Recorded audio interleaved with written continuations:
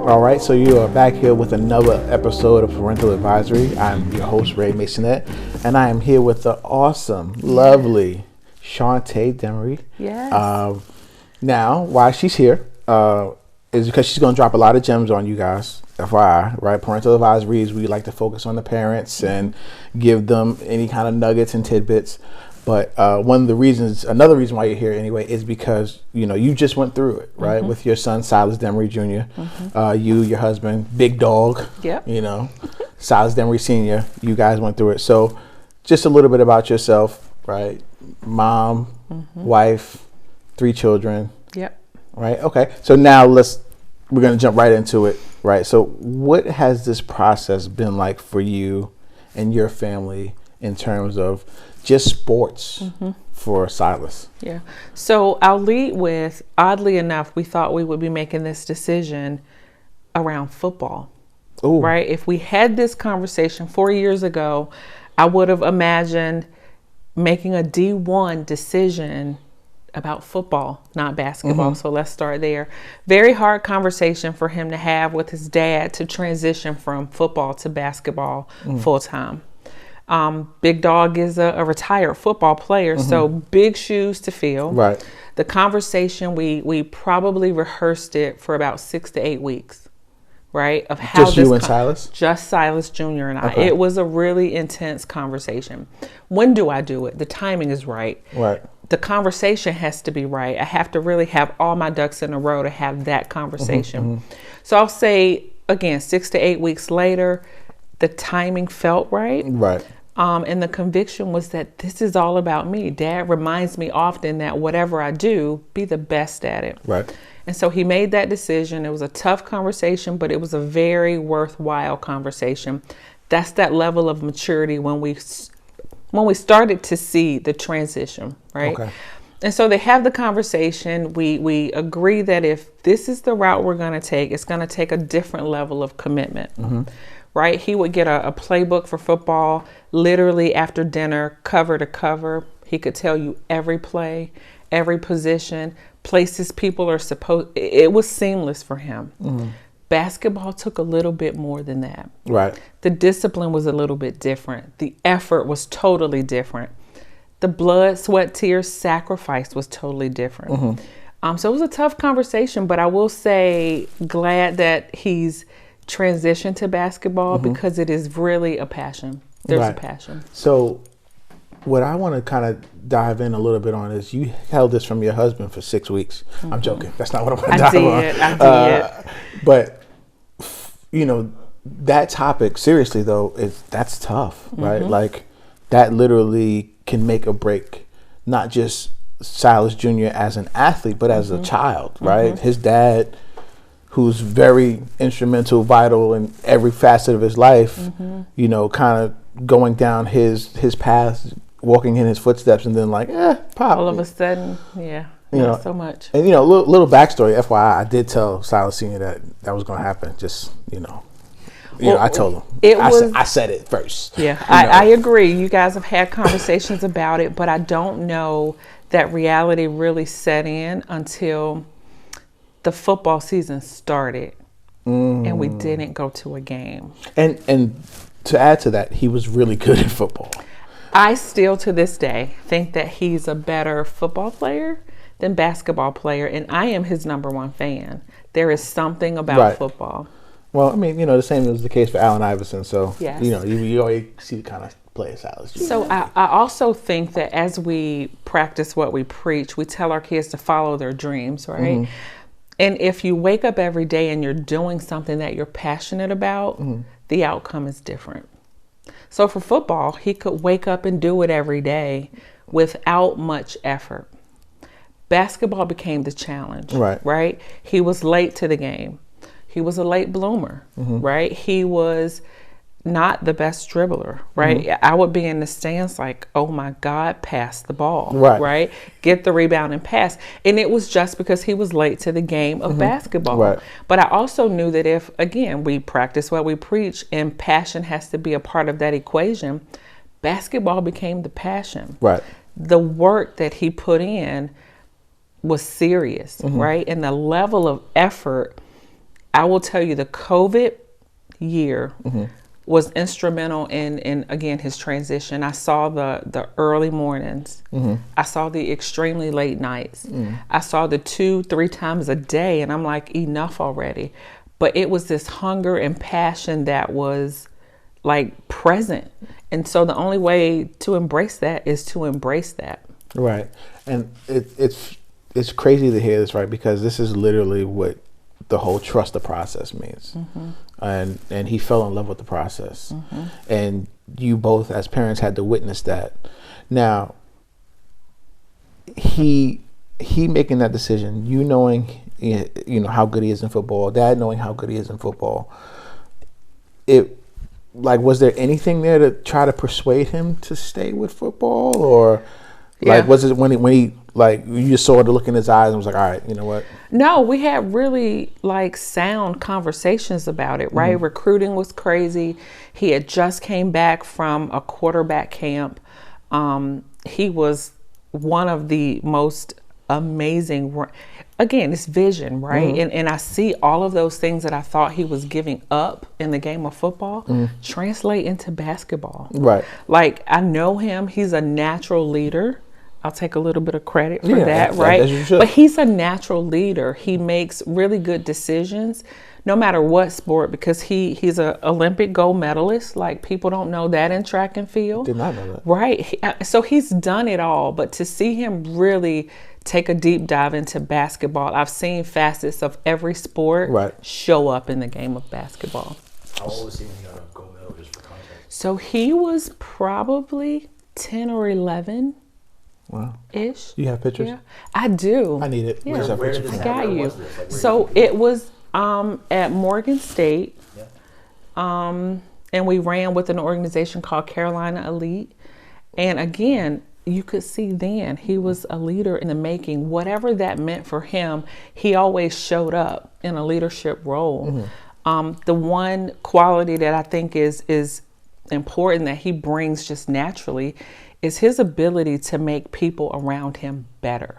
Right. That's a gift. And that's one thing I wanted to ask you too, because his leadership style is not one of a boss, right? You go here, you do this, do what I say as I say it. It's literally like a servant leader, right? Like, I'm going to lead by example. You can follow me into this battle. Is that something that you all teach in your home? We do. Okay. Right. And so we do think that in this space, you are your brother's keeper, right? So he has a twin sister, Sierra, and my oldest, Samara, who is the large and in charge, right? She's the natural born leader. She came out leading. But when the three of them are together, they're equally responsible. There's an equal level of accountability that happens in our house. Right. And so that all translates into just who they are as human beings. Right. I will say into their lives that they live today. You know, Silas and I are really proud that we have 3 leaders, right? And there's this quote they would always say before they got out of the car in the morning. It's, you know, thank you, Lord, for waking me on this day that I might be a servant for you. I am a leader and not a follower. So in that saying, we've always, you know, instilled in them that no one can set the limit for you. That's you. You own that piece. What you contribute is what you can control. And so as long as you show up in that space every day, you're a leader and not a follower. That's amazing. It really is. One of the things that is also equally amazing that I've witnessed in the Demary family, I don't think I've ever witnessed a game where all of the family is there. And I want to talk about that a little bit, right? Because I mean, you know, sports in general, it's a tough thing for parents, right? You got, you know, single parents working 2-3 jobs. It's very hard. So like, why is that vital for you to always show up in such depth for Silas? I will say that all 3 of our kids have been active in some way, shape, or form growing up. And there were several moments because of my oldest and then having a set of twins that it was just 2 of us trying to do it all. My mom, we sat down and talked about it. Family over everything is really what we are. And if you know, you know. If you don't, you may question, but that's on you, not me, right? And so family is really important. I think the dynamics of Big Silas being the head of our house, I know my role as a wife, provider, supporter, nurturer, and the kids kind of fall in line. So they see this in action every day, right? There's no flip of the switch. This is just who we are as people every day. So being present in the moment, you don't get do-overs. Right. And so you end up dividing and conquering. But us being present at games, it's a really big deal for your kid to glance up and you're there. Luckily, over the years, I've had an amazing career. I will say I've had hard conversations with the people that I've worked for to say, this is who I am, and family is important. So I've had the opportunity to work for an amazing company for 17 years, and family dynamics, I led with that going in. So being present, I will say it's important because I think it's the support. I think you and I've had this conversation before. There were moments that games were tough, and some things were on the line, right? Where I started driving to games to give Junior the ability to talk through the game and what just happened without Big Dog, right? And so I think showing up and being present is one thing, but to add to that, to have an element where we build trust about what just happened, right? And so the ride home is important. It's just as important as being present. So I think for my family to be present, that is just who we are. Right? We cheer, but we don't just cheer for hours. We cheer for everybody. Late games between basketball, football, every sport, the girls both played softball. It was always important for us to make sure Junior came to their games because they didn't miss his games. So it is a divide and conquer. It was some very late nights. It was some not dinner at the table traditionally, eat and go and eat and run and picking up. But you make sacrifices in those moments. And, excuse me, it's exhausting. It is very tiring. It is very expensive. You know, it was a lot of summers where the trip for AAU became our family vacation, right? And is that fair to the girls that our family vacation happens to be surrounded around a sport? Luckily, my girls absolutely love sports. You know, they grew up watching their dad play football, and now the transition of their brother into sports. So we take advantage of those moments and maximize what we can for family, right? So we do the sports thing and we'll extend the visit and make it a family vacation. So you compromise where you can, and you make a whole lot of sacrifices along the way. So you talked about something that I want to touch on, the car rides, right? Were there points in time where it was tougher and there had to be some reconstruction to make it a little bit less, right? Because one of the things we talk about here at Parental Advisory, I want to drive home is, right, that divide of being a parent and not being a coach and making sure your kid, son or daughter, is not, you know, player, their son and daughter. So I highly encourage, right? Your son or daughter just played the game. They don't need you to remind them what just happened, right? You don't have to play it back. And every conversation doesn't have to surround the sport. So when they're ready to talk about it, be available. If they never talk about it, it's okay. Now, how did, you know, if it's none of my business, please, but how did that work in your household, right? Because, you know, Big Dog is sports. Yes. You're going to talk sports. Yes. That's what you're gonna talk. So Big Dog and I will have some very firm conversations. And again, family dynamics are important. And it would just be the look of not now, not tonight. And Big Dog was ready to talk about it now. Right now. Tonight. Right. And this instant. Yes. Yeah. But I also knew the transition again in that father-son relationship that when they were ready to talk about it, they would. But we also give our kids the autonomy to have a safe space to talk about it. Right. If everybody's emotions are involved, now's probably not a good time. But after dinner, someone around the table cracks the joke. And then it opens up a conversation, right? And so not taking everything so serious, right? These are all teachable moments. So what we know along the way is that we're teaching them how to be great adults. Right. We're teaching them how to be very solid communicators.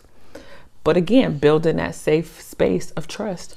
Which is awesome, right? Because our generation didn't have that safe space. I'm pretty sure, Big Dog can tell you, like, I don't know if his parents, but they wasn't. He didn't have a good football game. He was getting ate up by mom or dad or both, right? So what was it for you that made, like, you noticed and made sure, like, my kids are going to have a safe space? Because it's important, right? Because they don't, if they don't have that safe space, they can't distinguish dad from coach or mom from coach. I will say mental health is real, right? And so there's a lot of pressure, I think, unspoken pressure put on these kids. I think a lot of it is tied to social media, right? A lot of it is tied to likes. A lot of it is tied to followers. A lot of it is imagery of what they think they want, not necessarily tied to reality. So in our home, we try to keep it as real as we possibly can. But again, in those moments, Big Dog is we're not going to bed until we have this conversation.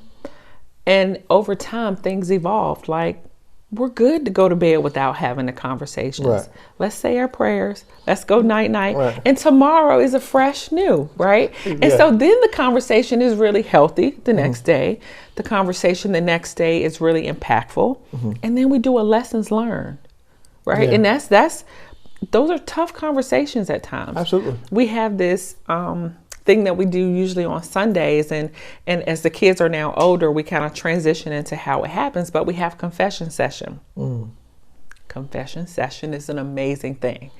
I think all parents should have confession sessions. I'm not saying nothing. Listen, but in those moments, you create the safe, vulnerable space. You create a judgment-free space, because the last thing I ever want to do is hear about it, see about it, learn about it from someone else. So if you create that very safe space, non-judgment, right, judgment-free zone, why not?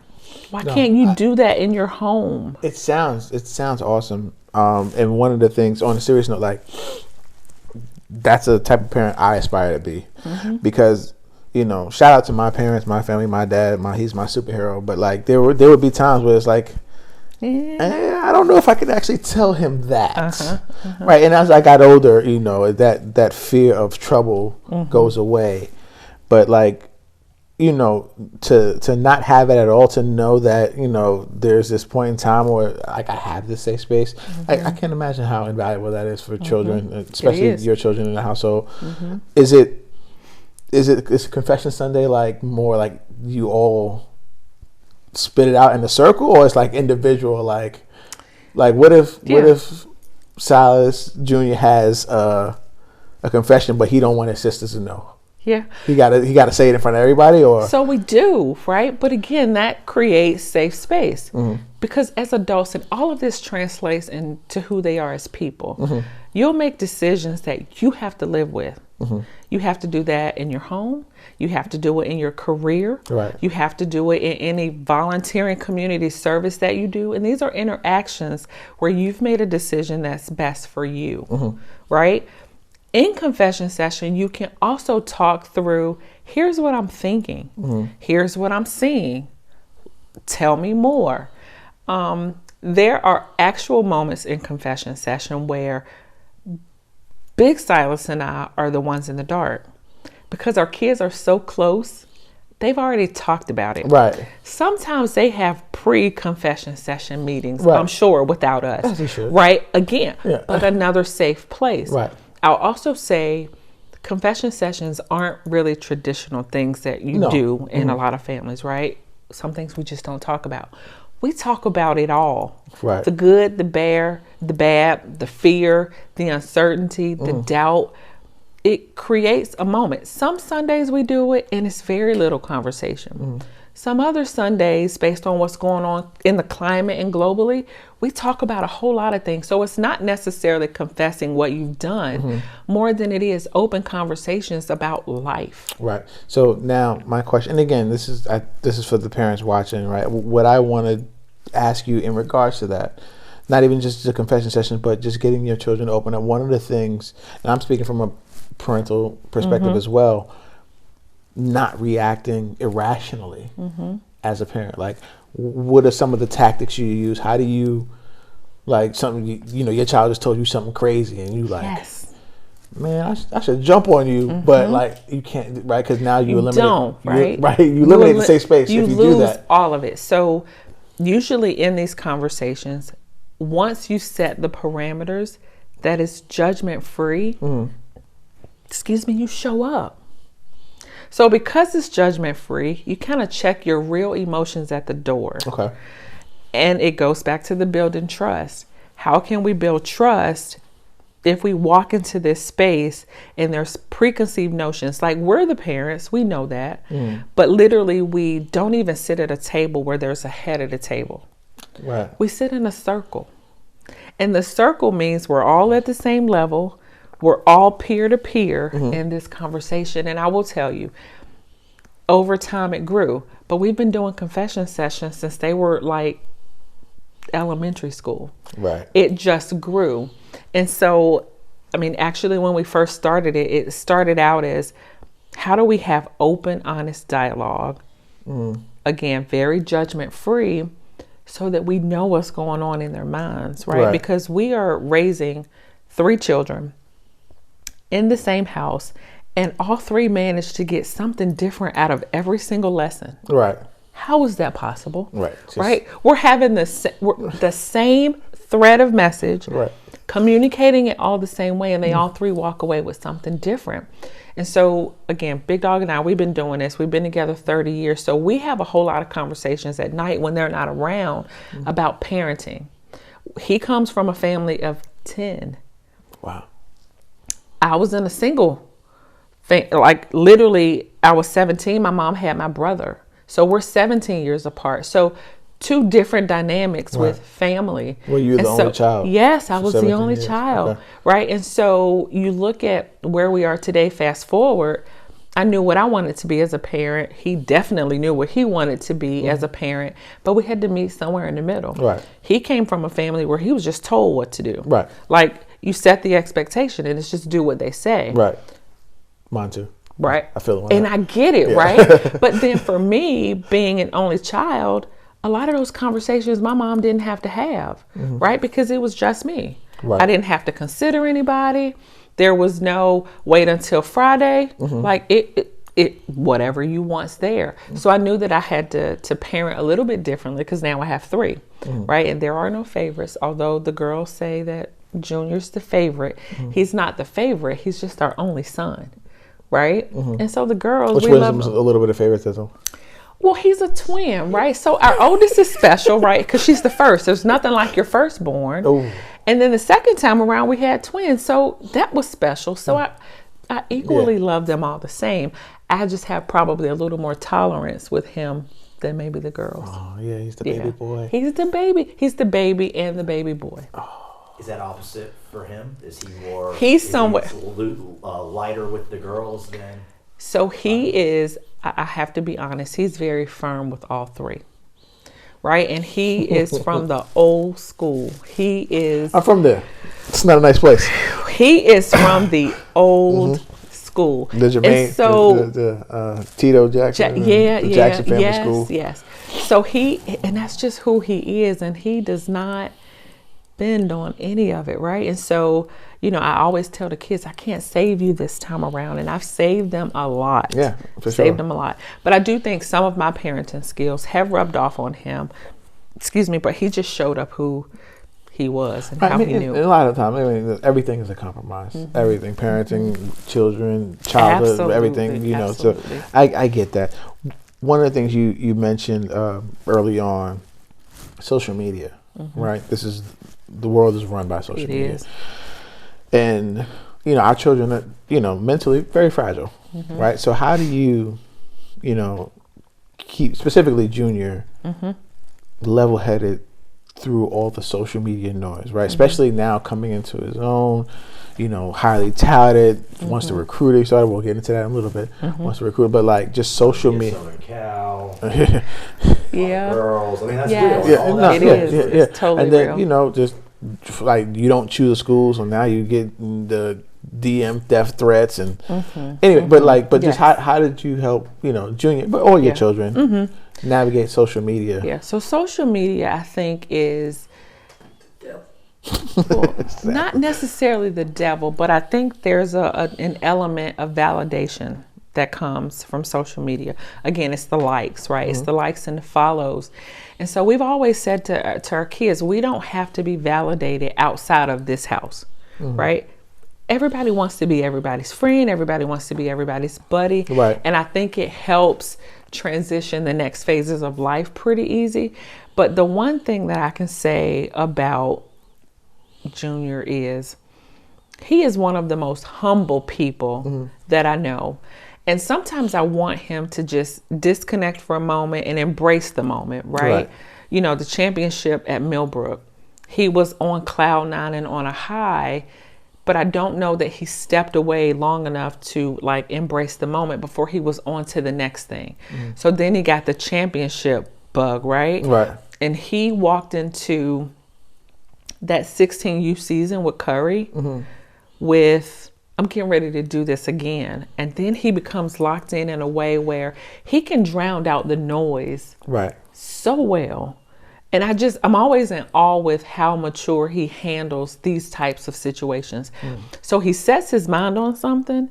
And again, because we've reminded him that validation doesn't have to come from outside of this house, all those things come. They just naturally come. And so he only limits himself, right? He does. I mean, Like you said. he locks in a way where his eating habits change, his connection to social media changes, his discipline changes in a matter of moments. And it becomes like this crazed, if his eyes are set on it and his mind is made up. Where does that come from? Do you know? Like, do you have any idea? Yes. So I will say, I'm sure the competitive edge comes from his dad, right?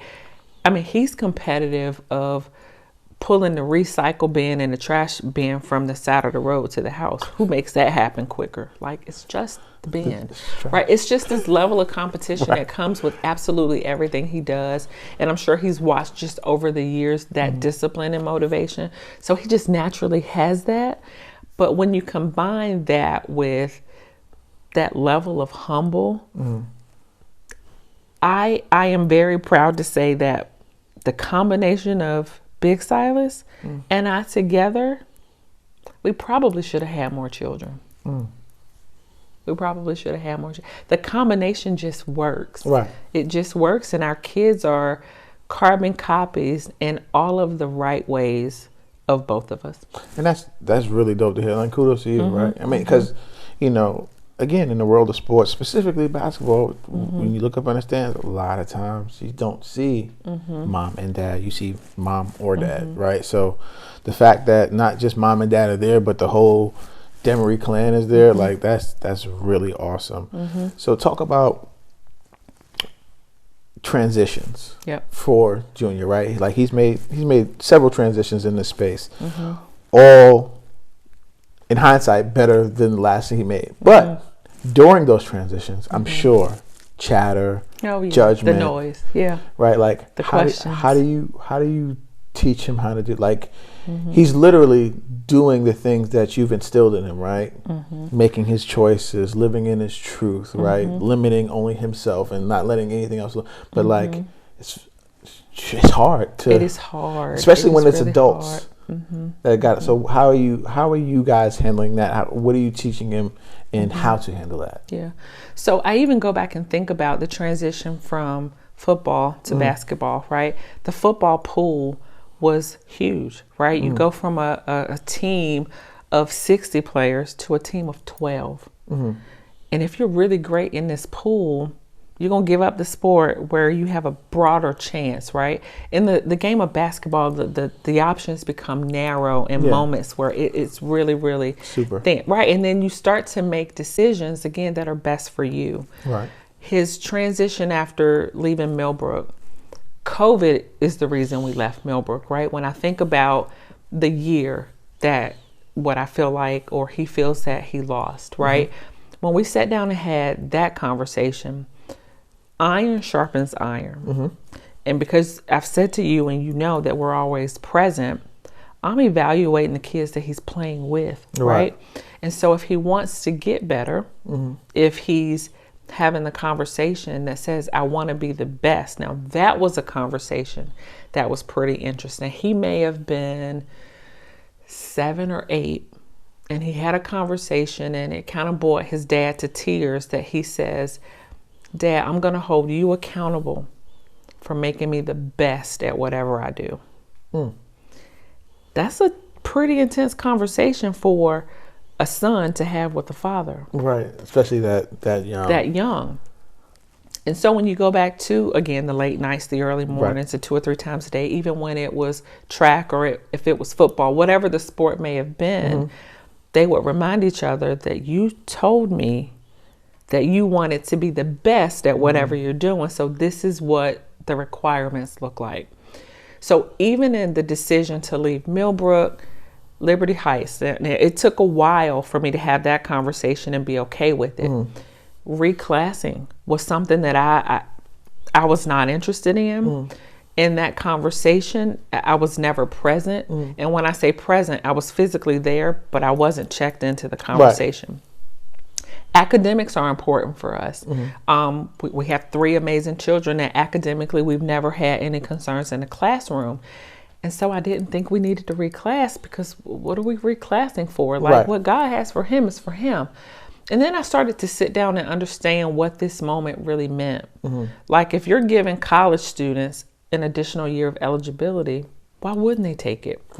Right. And so then what does that look like for seniors?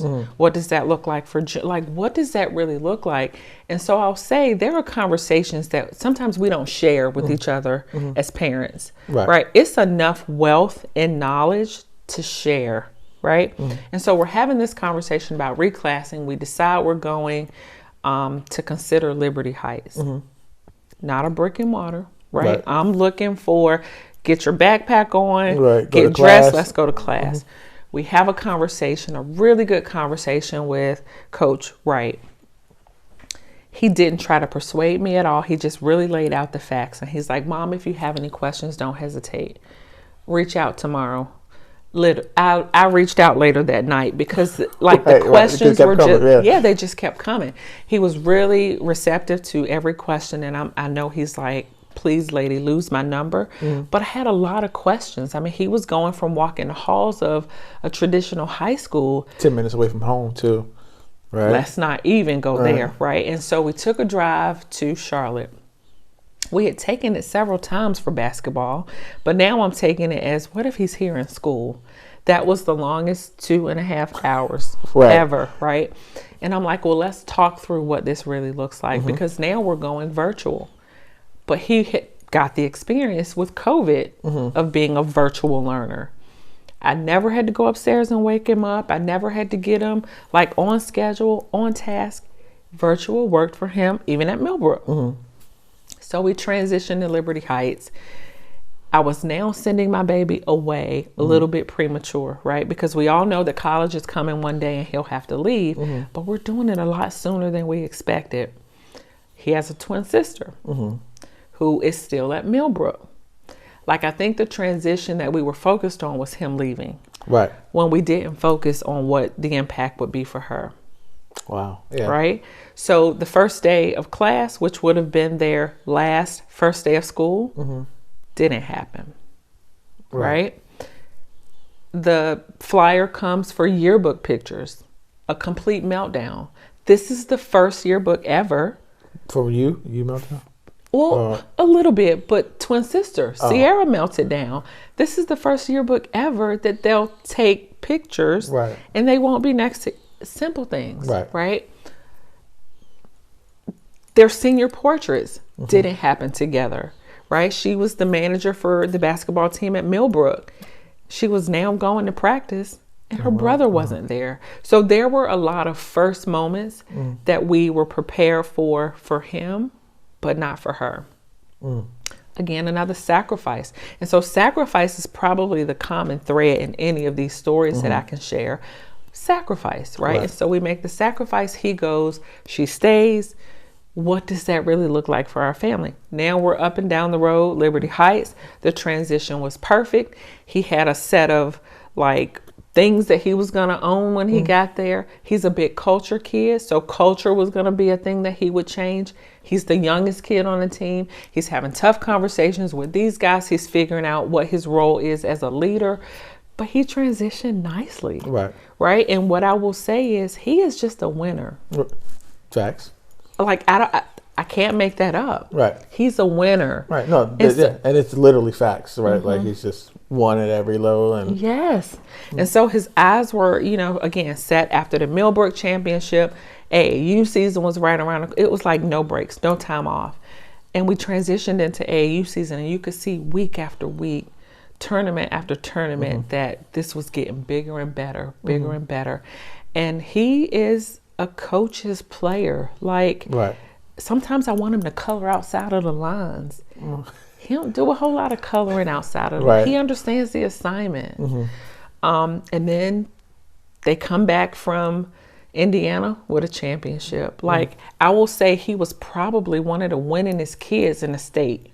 Right? Undefeated too. Undefeated, right? And when I look at it, I'm always really grateful that he never looked to see what came along with that. Right. Never tied into, okay, well, now that I'm these things, what? He continues to keep his head down. He continues to focus on what motivates him. Like, so the noise and the outside noise and the accolades and the tagging him, he's never looked for that. Like, that validation, he's never been out to hunt. That's amazing. Like, it literally. Is. Like, it really is. So shout out to him. So for you, all right, now AAU season comes and goes. How do you guys as parents deal with everybody trying to poach him at this level? Well, it was crazy. I know, right? Like, I mean, again, he has a factor, right? That's not very well known, right? Like, you get a kid who's tall, you get a kid who's talented, but like, I can't name a lot of kids who would be like, yeah, that's just a winner, right? So how do you, like, and I know if I was a coach, I want him on my team. So how are you dealing with everybody now trying to come get a piece of Silas? So when I think about Silas, the person, right? Like Simmons, right? Has tagged him like the total package, right? Shout out to Anthony Simmons. Yes, Simmons. And I'll even say too, as we've talked about what this level of progression looks like, it's always important to have a person like Simmons around. And I don't think you find them, I think they find you. And the reason I say that is people were knocking at the door, right? People were interested. People expressed interest. People showed up. But for that brief moment. So was it for the fabric of who my son is as a person, or is it in this moment? Right. When I look at Coach Wright, who he never really recruited him, but he supported him. I will tell you the fabric of my son's being is not up for sale. Right. It's not up for negotiation. This is who he is as a person. We know what we've done. We've laid the foundation. But what I will say is the integrity of who he is just who he is. He can articulate that well. There are two things that I know we walked into recruiting. And I think recruiting is bigger than just the transition from high school to college, because it was from AAU season to AAU season. Right. There's two things that are really important to him. One is building trust. But if I go back and think about how he was raised, building trust is a big thing. And the second thing is building relationships. Right. Relationship building is important. Which is what you do in your household as well. So right? I think every element of who we are as Demarys has translated well. We've never looked to be their friends. We're their parents first. Now that they're older, we are friends, right? But we've worked towards what that friendship looks like. So I will say he knows exactly who he is. Building trust, again, is very important. So even when Coach Mike Wright recruited him to come, it was that building trust piece.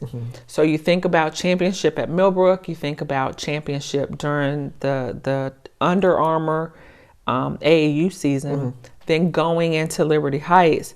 Again, we walked into some championship spaces where we walked away winners, right? Again, another championship under his belt. As we started to approach this final 17U, this is the last of the last AAU season. Right. I can't tell you the countless calls that we received to come play for other programs. You know, we were told that the EYBL is the circuit. That's the end all be all. The Adidas, like we heard all of these things. But Silas, again, is very loyal and very committed to what feels right. Right. Very tough conversations to say, I'm staying with Curry, right? Was there any waiver there that he was like unsure of that you guys had to help him through? So I wouldn't say help him through more than we had to help him through having those tough conversations. Gotcha. Because adults are involved, right? And it's your parents won't have to pay a dime. Oh, we'll fly your because they know we roll deep. Right. But we roll deep and that's not an option, right? Right. And we also sit in a very blessed space where like money doesn't move decisions here, right?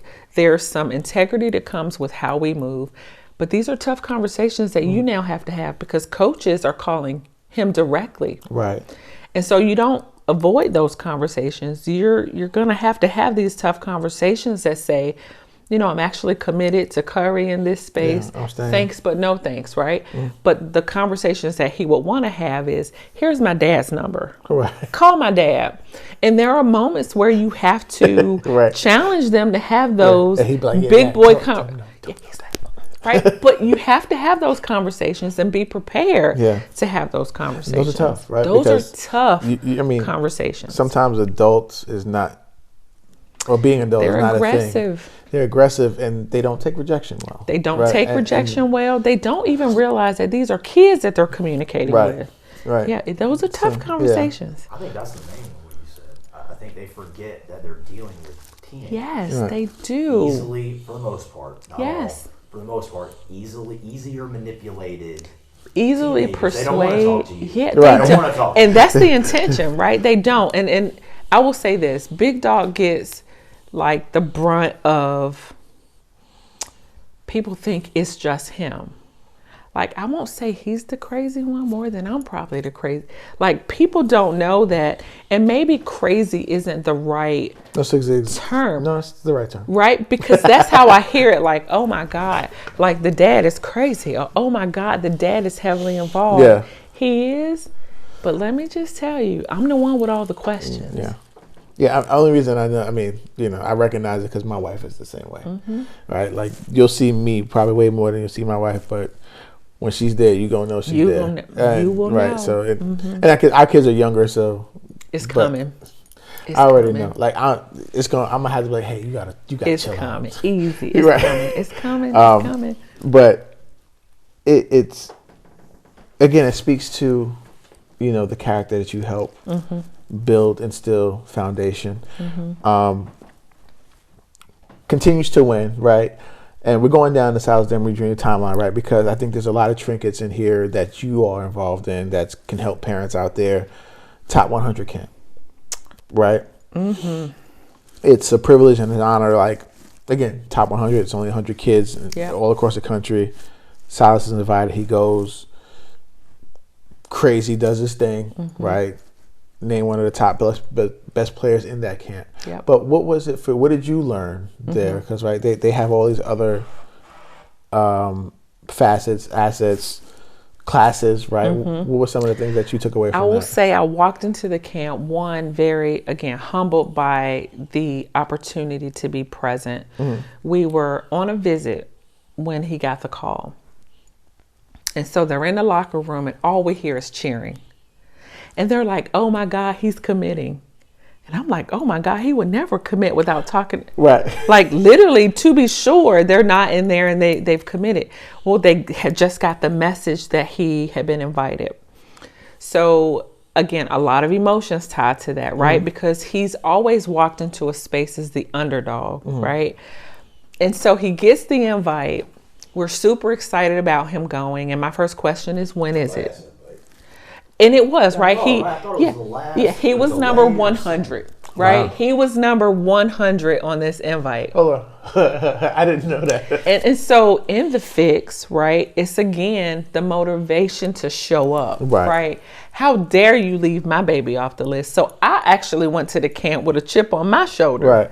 When they peg these kids as who they are, whether it's rankings, whatever it looks like, these parents and athletes do start to travel in circles together, right? Because they've been pegged very early. And so we're late to this game, but I'm like, okay, well, I know what this looks like. Right. It's go time, right? And so he says to us the night before, he's like, I'm actually going in and I'm going to kick the door in. And when I tell you my baby kicked the door in day one, but that's just who he is, right? They were just getting the opportunity to know the kid that we know, Silas Demary Jr., the winner, the champion, the leader, like all of these things that make up who he is. He delivered them all at Top 100. Right. Yeah. There wasn't a person in the building who didn't know this kid when we were done. Did you tell him that before he started? Did you tell him about the interaction you had with the other parents? I did not. I actually didn't tell him that until we were having conversations about recruiting. Right. And he's like, Mommy, how do you know these things? And I shared with him, like at Top 100, I was a student. I had my backpack. I had my notebook. I was attending sessions. What did you learn? What didn't I learn? I mean, the NBPA, they are doing amazing work in this space. We had parent sessions on recruiting. We had parent sessions on NIL, which is sometimes talked about and sometimes not. We broke out in parent groups that the moms went one way and the dads went another way. And there were some mental health conversations that happened. How do you show up as a parent? What is your role in this process? So there were sessions every single day, a couple of times a day that you could attend. And listen, I had my highlighter in my, because I'm going to all these sessions and I was trying to figure out how I could split my time up. I was exhausted after every single day because I participated and showed up in absolutely every session. So I was locked into the moment. I mean, I was there at 8 a.m. sharp and I was done at 7 p.m. We had a couple of open conversations about the recruiting process. And again, we're late to that conversation. Like we were just starting to pick up a ton of offers, right? And so recruiting was one area that, in my opinion, should be heavily discussed. And I think it was very surface with what it was. It was like the do's and don'ts, so the red flags to look for, the process itself. Yes, the process itself was really important, but I don't think that I understood how aggressive recruiting becomes.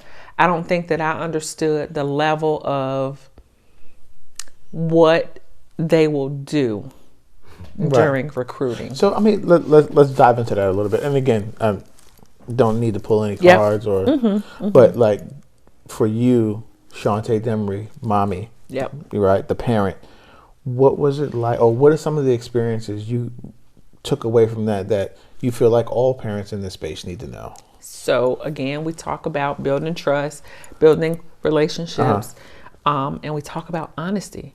And I can actually tell you, I walked in recruiting knowing that some of those things would in some areas be shallow, that there would be a deficit. Like I didn't have a standard for it that I have in my home, but I didn't know that it's almost not present, right? You think it's there, but these coaches are trying to build solid relationships with a ton of kids. And so I don't even know if it's rehearsed more than it's just what they do. Right.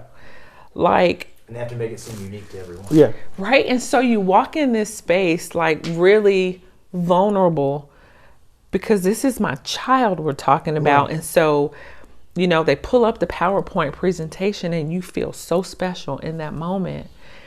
But what you don't realize is as soon as your visit's over, it's the next most important kid that comes in. And so, or the kid that was most important already came. Really, like it is a whole lot of people that make the mechanics of all of it look really good. But it was really eye-opening for me to know that the building trust piece is important, but they have to naturally go with their gut. Like we would literally, as soon as the visit was over, we would talk about pros and cons right away so that it would be a fresh conversation. Right.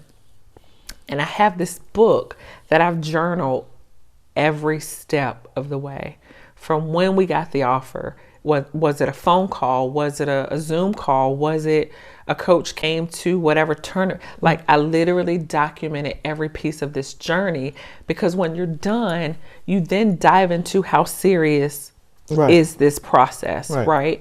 Not necessarily are you the 1A or the 1B, but just unique to you. And every experience isn't unique. It's unique in that weekend, but in that weekend only. Right. Right. To your experience. Right. Yeah. So the authenticity. Yeah, authenticity. I thought you did pretty good on that. I thought so too. And if you could put your phone and turn your noise you making over there off. Uh-oh. Go ahead. Because I done turned it. Look, I done turned into Oprah now. Right. Quiet on the set. That's right. Yes. You see it. Quiet on the set. Just take a deep breath. Keep looking at it. Turn it down. Yes. Mm-hmm. Authenticity. Yes. All right. You did good though. You did. Yeah, I said it like 4 times in my head too, and I'm like, authenticity. So one of the things that I wanted to get your perspective on is the authenticity of what you were getting from these coaches, right? And again, it's even more tough coming late to the party. Right, so you're not getting courted since Junior was a freshman. So like he's a junior in high school, right? So now everybody's seeing how good this kid is, and it's like, oh man, we got to get him. He's now a priority. Right, got to make up for the time they didn't have 3 years before. And and again, they're trying to make you feel like the most special person in the world, and your son is special. And like, how do you sift through that? And like, all right, that's fake, that's real. I can this. Yes, you see damn it. Basketball. We talking about your baby, right? Like absolutely. You want my baby from me. How do you identifying who's being real and who's not? I will say there was a coaching staff that from day one we felt very, very, very comfortable with. And when I say comfortable, it was the full dynamics, right? I felt like they were an extension of our family. I felt that the fabric of his being was important. I felt that it was more than basketball. But you can see that in a program. I will say as parents, as we took official visits, I was very locked into the current athletes who would come over and speak. Oh. So for me, it's never what you say, it's what you don't say. Right. So miss me with all the pomp and circumstance, with all of the things that you do, because everything, that glitters ain't gold, right? And so for me, I was really locked into dynamics more than anything else. Because again, when I wrote down the name of the program, who made the offer, I already started my due diligence. Right. So I'm already on the academics. I already know what campus life looks like. I already know what graduation rate looks like. I've watched film, right? And the reason these things are important to me is because in this recruiting process, Junior was really like emphatic on wherever I go to school, I want to be able to contribute right away. So there were programs where they were heavily recruiting guards, or they may have, brought in 6 guards, you got 5 committed, you got 4 already on the team. Like, what are we doing? Right. And so again, I think there's a due diligence as parents that we owe our children. It's easy to get caught up in all of the extra that comes along with recruiting. I will honestly say this. We left 3 official visits on the table. Some people were like, are you kidding me? Who does that? Are you sure you want to do this? Are you crazy? Right. Like, one, we're not hunting trips, right? We vacation frequently. 2, once he knew he got the feeling and the fit, you embrace that. You take that for what it's worth. The one school that, again, that I always go back to, I cried on one official visit. Cried? Literally tears. Like boo-hoo, or just like a... Oh, no. Slight. Like, no. Had to get Kleenex. like throat hurting. Like I could feel and you know how your throat hurts when you cry because you're trying to hold it in? Yeah. I'll tell you why. I felt that it was an amazing opportunity where everyone in the conversation was as genuine as they could be. Like I actually felt like I was sitting down with other parents, not coaches. Like they show up as coaches, but they have families, they have children, they are just as passionate as I am in this space. And so we really disconnected basketball and we met on a very personal, spiritual, it was like this connection that as I'm watching them highlight Junior, it was impactful. One visit, I didn't like choke up anywhere else. I didn't tear up anywhere else. I got the feeling, right? And Big Silas and I had a conversation to say, we think he has the tools to make a really good decision. We'll only get super involved if we feel like he's going off track. And off track to us meant that we really need to talk about this, because what we knew is that once he makes this decision, we don't ever want him to look back at us and say, I made a decision because I thought it was what you wanted me to do. Right. So I want you to totally make this decision. I want you to own it. I want you to live it, sleep it, breathe it, be locked into it.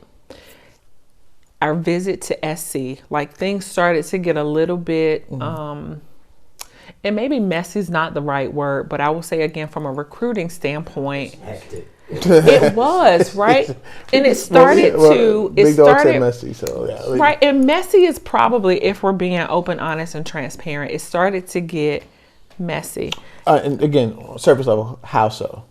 So this coaching circle seems to be really, really small, right? We've often had conversations to say, like, this is a kid who's really, really great in the area. We have way too many schools just in a 30-mile radius that have made a decision not to recruit him. Right. Like, how do you let a kid like this get out of the state? Like, are you kidding me? Right. And so it's ego, right? And so selfishly for us, we don't have to move. We don't have to relocate. We don't have to pack up. Like, this would be perfect. Right. We can go to all of his games because that's what we do, right? The burden is not on us, right? We roll. And so as we're getting further along in this recruiting process, coaches started to dial back just a little. So you remember we talked about they're trying to make up for lost time. So sometimes the calls are coming in fast and furious. Well, calls started to decline a little. People were hounding us like, when are you going to drop your, because we're at 21 offers. When are you going to drop your top 10? Well, if you know the Demarys, we move a little different. We don't do what everybody else does. We're good. We don't have to. When are you going to release your like top 4? We don't have to do that either. But coaches started to just dial it back just a little. And so we were just like, we haven't dropped a list. So why are people, well, oddly enough, coaches have started to hear that we had made a decision. Awesome. And so for me, the coaches who stepped back was a clear indication that maybe they didn't really want him anyway. Right? And so what I will say is they made the playing field as even as it could have when I say they made it very, very easy, but coaches started to have these conversations, and I'm thinking, if you didn't hear it from me, if you didn't hear it from Big Dog, and you didn't hear it from Junior, how do you make that assumption? Right. But you know what? Cool. I'm good with this. So, so when I say messy, it was starting to get really convoluted. It started to get very concerning for me as a parent, because I'm thinking, wow, right? And you would read articles that his recruiting is so tight-lipped, and then all of a sudden you would hear that he's 100% committed somewhere. And I'm like, yeah, not so much, right? And then you almost want to selfishly post, you know, although these are the predictions, just let me tell you, this is not where we're going. But you can't play that game. I mean, there were moments where, like, Big Dog may have posted on a weekend that Junior's recruitment is still wide open.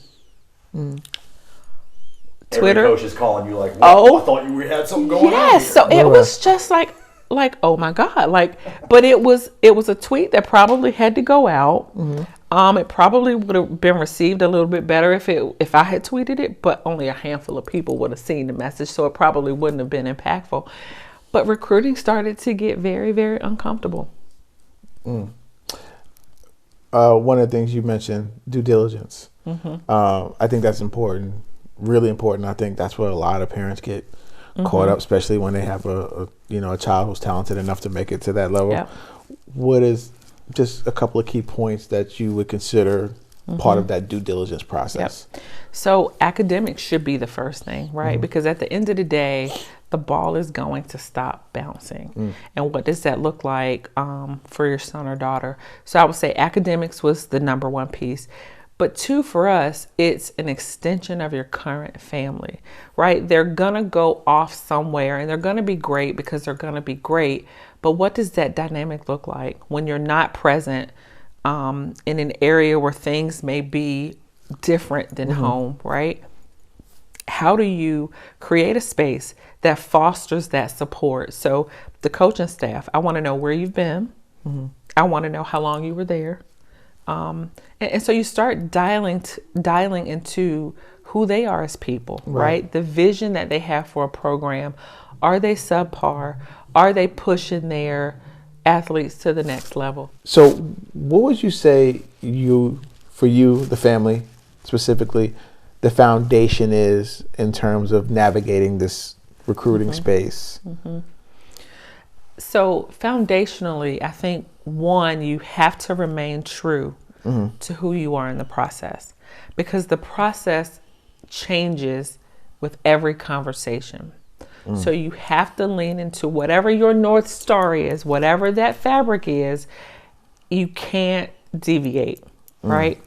I will say we probably talked more than we've ever talked before, and we talked a lot. Right. But we were having very intimate conversations, very raw conversations, because even in the recruiting process, the real connection happens with the athlete and the coach. Right.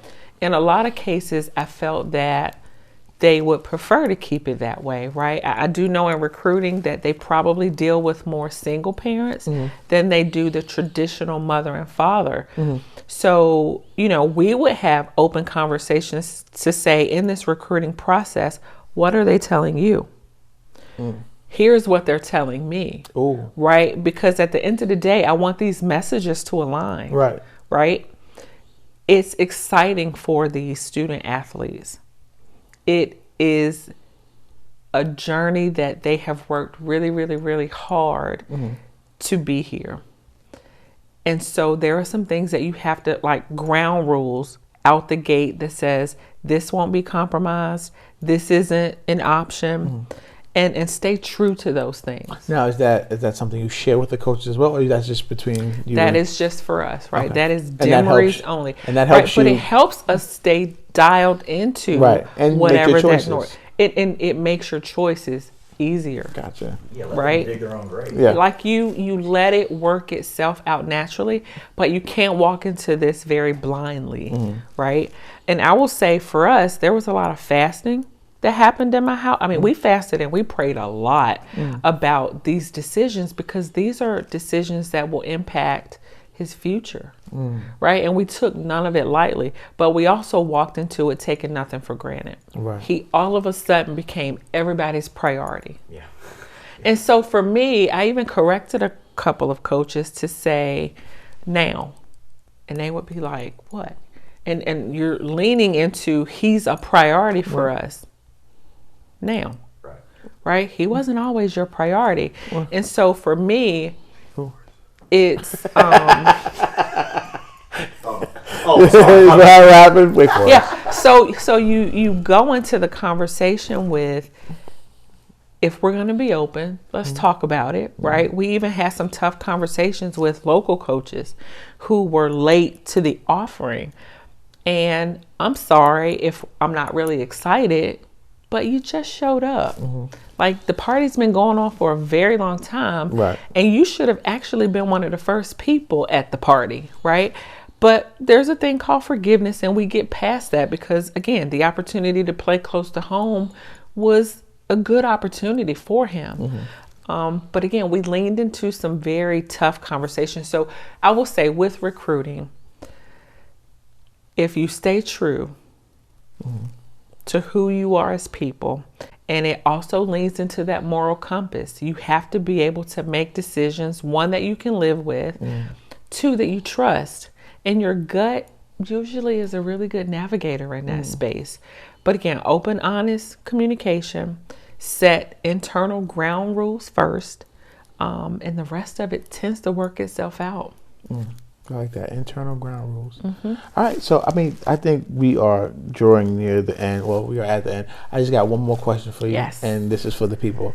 If you can pick one thing that you can share with the parents out there that they can take away from you, what would it be?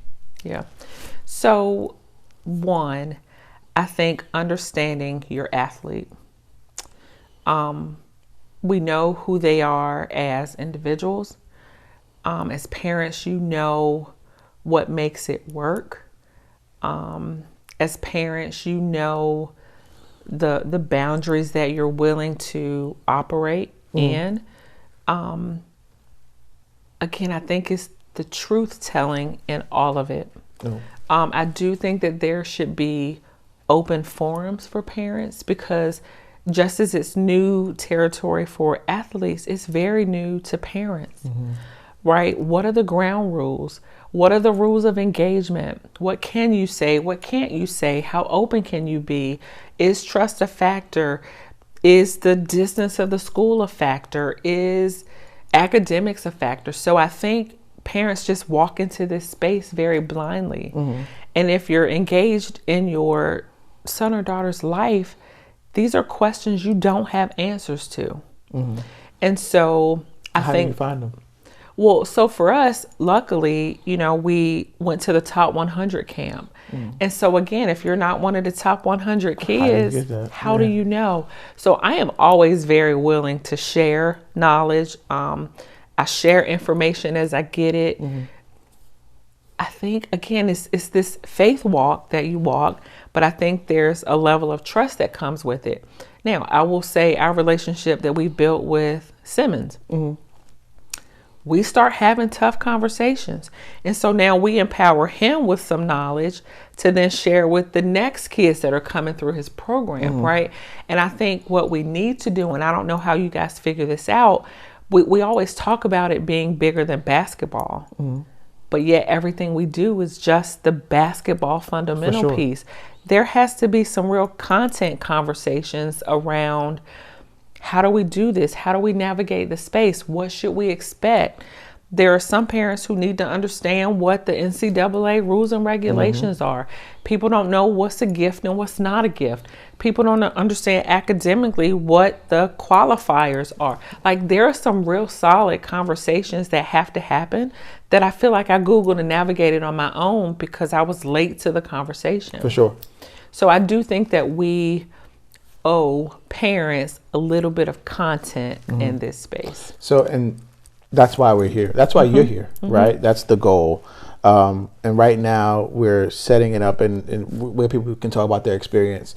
But ultimately we will start to lean into the content around, hey, here's specifically what you need to do, right? Off camera, we talked about SATs and stuff like things have changed since I played basketball, right? So I don't know what the rules and regulations are. So now just kind of, or just reach out to me personally, and you can come on if you have or if you're a guidance counselor or something like that, working in the NCAA, whatever. But there's the information is out there, but it's not easily accessible, and you know, it needs to be content around that, and that's the goal. That's what we're doing here at the Hoops Day for Parental Advisory and all the kids.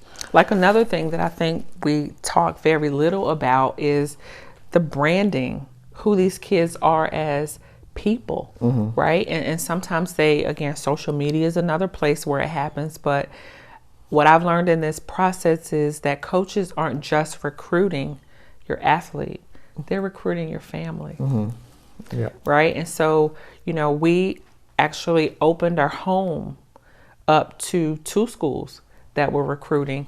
And when I say we opened up our home, I needed them to understand that this decision is a serious decision, right? We're not looking to go to a school, figure out it doesn't work, and we enter the portal. Like we sat Junior down and said the portal shouldn't be an option. Like we sat him down and said NIL shouldn't be a part of this equation. And we were very open, honest, and transparent about that. Like, that won't be the reason you choose this school. Right? And so, again, people might question the decisions that you make. People might question, again, the wherewithal that you have to make that decision. But you have to be, 1, informed. And 2, you have to really educate yourself in this space, because it is bigger than basketball. For sure. And that's what it's about, right? It's about amassing that knowledge and using it for what you see is best for you and your situation, you and your child, et cetera, et cetera. I think that's awesome. But yeah, thank you for holding us accountable. And now it's out there. So now it is out there, and we do need to offer. I mean, we have a lot Super Producer Webb. We do. You know, we have a ton of talented kids in this state, and I do think that there should be a session, right? And we have these tournaments, and we have these clinics, and we have these top whatever camps. If let's do something for the parents while we have this moment. Funny enough, right? I call Webb out, but like I kid you not. He and I literally had this conversation around this. Like, that's why this is a starting point. Again, it's a game we all love, but it gets really dicey and tricky. But I'm gonna close it out here. Thank you so much for joining. Really appreciate you. Thank you for having me.